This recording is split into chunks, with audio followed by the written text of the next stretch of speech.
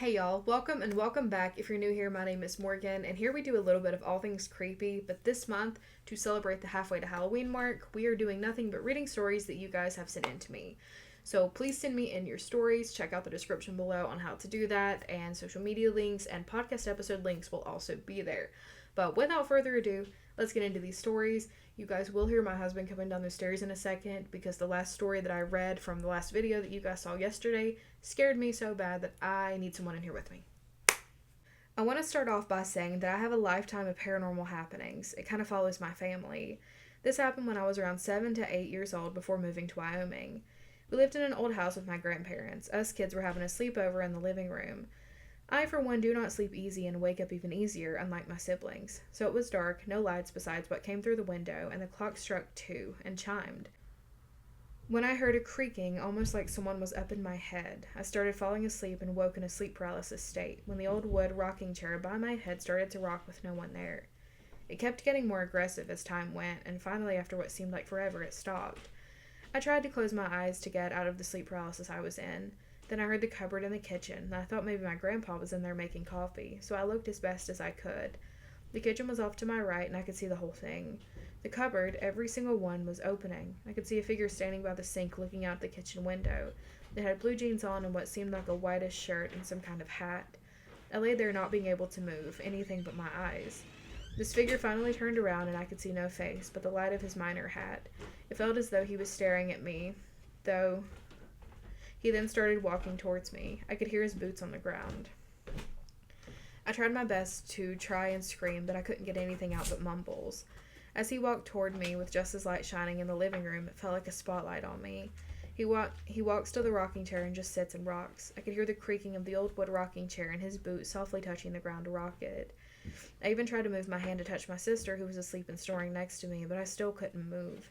Eventually, I hear the clock strike 3, and everything stopped. I didn't move an inch that night until morning when my grandpa woke up. I told him about this miner and the description, and he said we call him Coal Miner Bill. He was my great-grandfather and owned the old rocking chair. Needless to say, I never slept in the living room again. This is 100% true. My mother has also experienced this Coal Miner Bill. My grandmother has a picture of Coal Miner Bill, and I'll have to see if I can find it for you. I love your page and love all your stories. Coal Miner Bill. That's terrifying. The thought of, the spotlight shining like that? Alright, next story. I was hoping if I sent you this story, you could tell me what's been happening to my family. Back in late 2019, me and my family moved to a small town. The house they were living in was okay at first for around 6 months. Things started getting weird after that, and I started seeing things from the corner of my eyes, like a shadow figure. At first I thought I was seeing things, but then I brought it up to my mom, and she said she'd been seeing it too. So had my siblings. I think it might have grown stronger after that because it became more physical. The way I can remember it is that it was completely black, long limbs, and crawled on the ceilings most of the time. I didn't mind it at first, but it started to become more there, physically. I started getting bad feelings about it, and I'm pretty sure it would shapeshift sometimes as well. Things would get progressively worse over the next 2 years that we lived in that house. My brother started sleepwalking, which he had never done before. He always had nightmares and would wake the whole family up by screaming at whatever that thing was to get away from him. It would take my mom till morning to get him to calm down and go back to bed. That's around the time that I would wake up with scratches on parts of my body that I wouldn't be able to reach. By then, it was able to actually be there, if that makes sense. Before, it was just something in the corner of our eyes, and now it would fully show itself. I recall walking downstairs to my mom's room, and I ducked on instinct without thinking so I wouldn't hit my head on something that was hanging just over the top of my mom's door. It took me a minute to realize that the thing was hanging on the ceiling and almost hit heads with me. I still felt uneasy thinking about that. It brought up a lot of negativity to our house, and bad things would happen. I never used to be afraid of sleeping in that dark, but I started sleeping with nightlights on while living in that house. I'm okay now, but back then I was afraid it would be on my wall or something ready to get me. We moved out of that place in 2021, I'm pretty sure. I forgot the exact date, but long story short, it wasn't at our new house. Everything's okay now. My brother doesn't sleepwalk anymore. Me and my mom rarely bring it up, but when we do, we usually change the subject right away. Can you give me a bit of information on what you think it could be and what it wanted, maybe? That sounds like a poltergeist-ish attachment onto the house. I mean, if it didn't follow you, it seems like it just didn't want you in that house. I don't think it was a house spirit. It literally just seems like something negative that was attached there that just, for whatever reason, didn't like you guys. I'm really glad it didn't follow you. Alright, next story. I live in Washington State and I was in 6th grade or so. At the beginning of the year, my uncle was diagnosed with cancer at 40 or 45 years old. He had leukemia and bone marrow cancer. He soon passed away later on in the year, and I was given the choice to go see him in hospice before he passed. I had to choose whether or not to remember him not in pain and basically dead when I had the chance to. I decided not to go see him and remember him as the uncle who would tickle me till I laughed so hard I cried, and was basically a second father to me.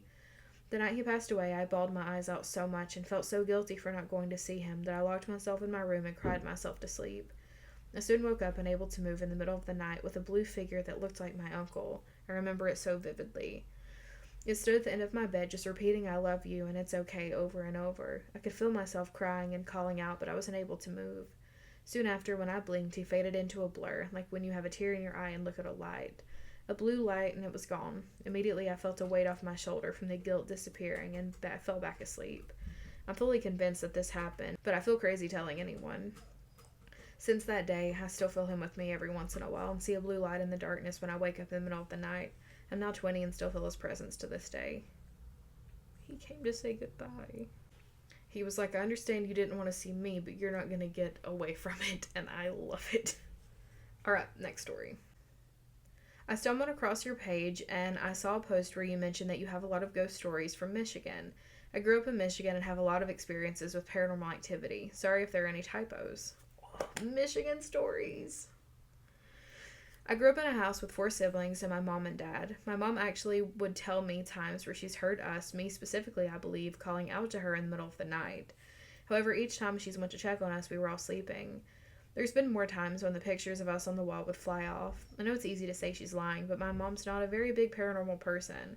Since I also experienced so many terrifying incidents, I really do believe her. The next incident was when I was alone in my room. I would often watch YouTube videos on my tablet in the dark, mostly because I had a fear of the dark, and for some reason my thinking was, if I'm watching funny videos, then I'm safe. I don't know, videos did and still do comfort me. While watching on the tablet, I remember my head being pushed into the wall. It wasn't hard, but it also wasn't gentle. I never ever run, even to this day, but this night I genuinely flew out of my bed and ran to my mom. This is genuinely the most terrifying moment of my life, and I only told my mom about it, but she still says it was just the wind.